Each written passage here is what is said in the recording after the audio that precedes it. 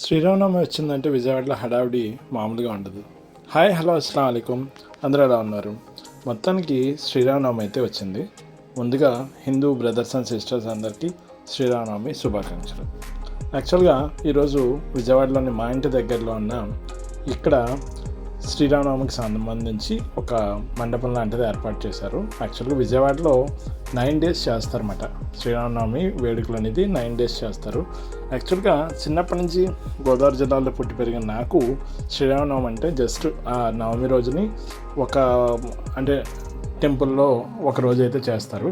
But ఇక్కడ మనకు విజయవాడలో అలా కాదు, 9 days అనేది చేస్తారు. చాలా బాగా అయితే చేస్తారు. సో మీ ఏరియాస్లో ఎలా చేస్తారు అనేది కామెంట్ చేయండి. అలాగే మీ అందరికీ మరొకసారి శ్రీరామనవమి శుభాకాంక్షలు.